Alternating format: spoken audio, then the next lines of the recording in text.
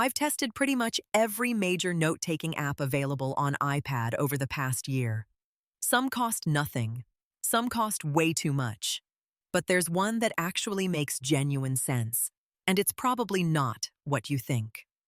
In this video, I'm breaking down the 5 most popular apps, showing you exactly what each one does best, why most people pick wrong, and helping you pick the right one for your actual workflow. By the end, you'll know which app is worth your time and money. Here's what most people get completely wrong. The best note app isn't the one with the most features. It's the one that fits how you actually take notes in real life. Some people want simple and instant. Some want incredibly powerful. Some want integration with everything else they use.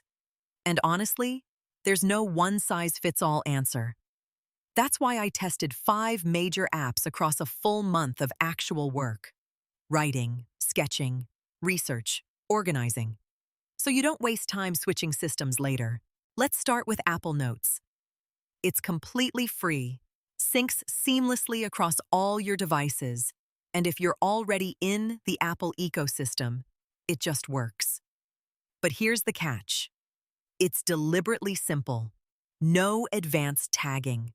No complex organization. No offline web export. It's perfect for quick thoughts and daily tasks. But if you need to organize complex information or do research, Apple Notes will frustrate you within weeks.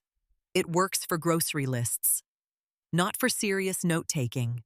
Notion is the opposite problem. It's incredibly powerful. You can build databases, link notes, create templates, and collaborate with teams. The iPad app works well. But here's why I stopped using it. It's slow, the learning curve is steep, and most people use maybe 10% of what Notion can do.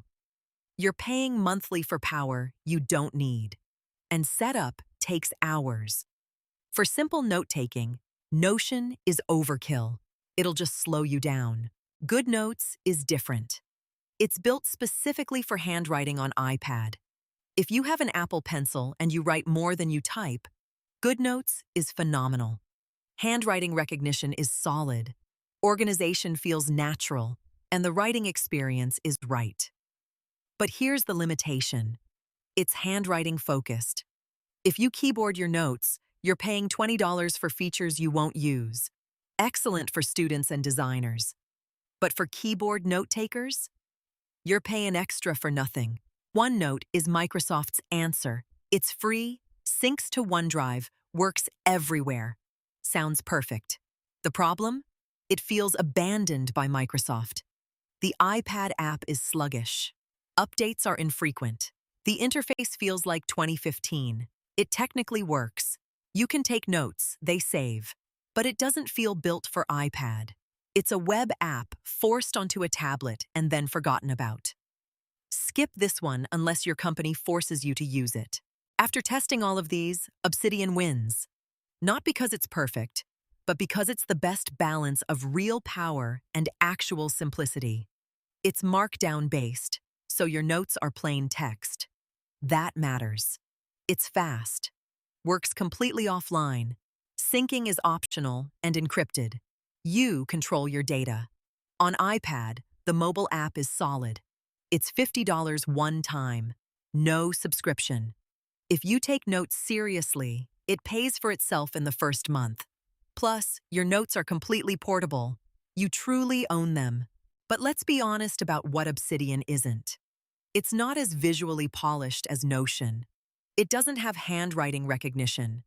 If you want drag-and-drop simplicity, Obsidian isn't that. It requires you to think about your note system. Some people love that control. Some find it annoying. That's the real question. Do you want a tool that thinks for you?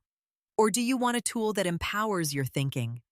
Answer that honestly, and you've picked your app. Quick breakdown of when to pick each. Use Apple Notes if you want zero friction and don't care about organization. Use Notion if you're building a second brain with time to learn it. Use GoodNotes if you write with an Apple Pencil daily. Use OneNote only if your company forces you to. Use Obsidian if you want power, control, and you're serious about note-taking. Obsidian costs $50 one time. That's the best value on iPad right now.